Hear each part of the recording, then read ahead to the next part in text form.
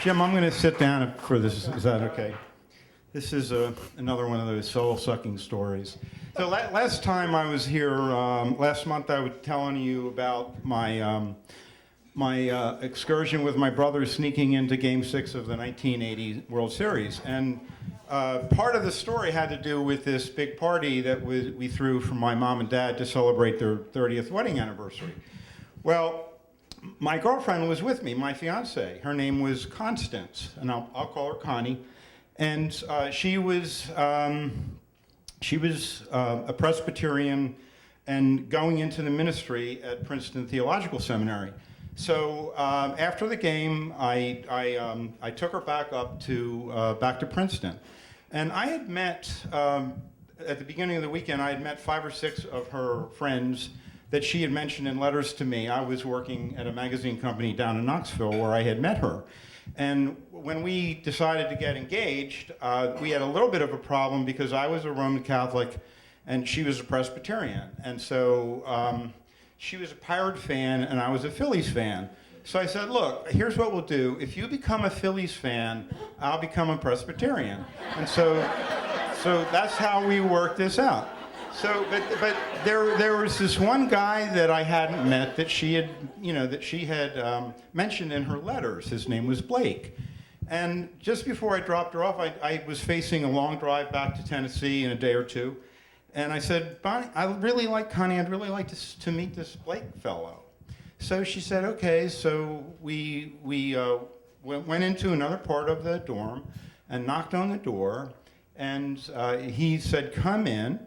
And Connie walked in, and there was this very, very strange animal magnetism that started happening almost immediately. And I was really put off, and I thought, wow, that's really strange. He seemed to be like undressing her with his eyes, and she seemed to like it.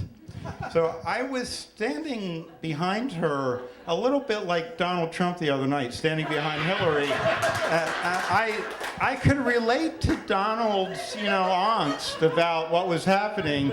I felt something similar to what he was feeling, but I thought, well, I must be imagining things. So I went back home, and of course, if you were here last month, you heard about me and my brother going to the World Series. So I was on a really euphoric ride back down to Knoxville. And when I got back down to Knoxville after a couple of days, I was having trouble contacting her on the phone, and it was kind of weird. And I thought, well, okay, I wonder what's going on. And then gradually, after a week or so, she was telling me, Chuck, I'm not sure I'm ready to get married to you. And I thought, oh, Connie, what's wrong?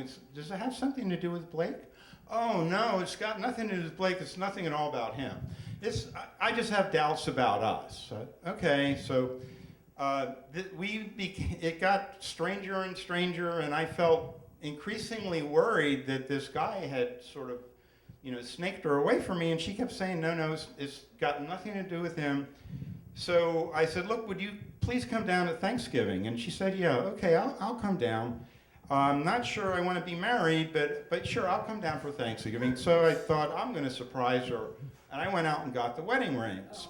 So she comes for Thanksgiving, and I pop the wedding rings out, and she's not very excited about this at all. And I said, does this have something to do with Blake? And she said, no, it's just, I'm just feeling kind of distance from you. So I said, okay, well, she flew home, and our engagement was off. And but she hasn't told me that she's in love with anyone else. So I'm thinking maybe I still have, part of this. I could save this.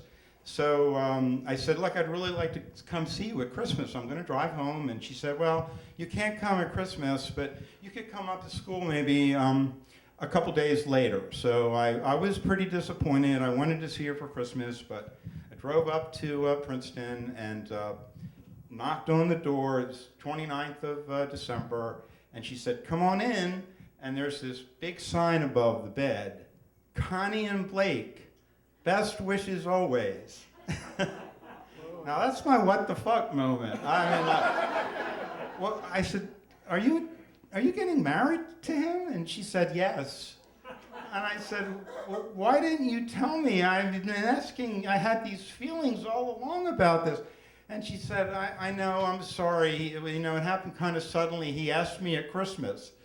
So I said, well, good luck to you. And I guess I sort of dodged a bullet because I didn't have to become a Presbyterian.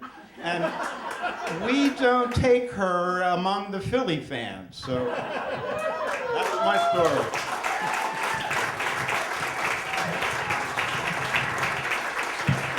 Chuck, everybody.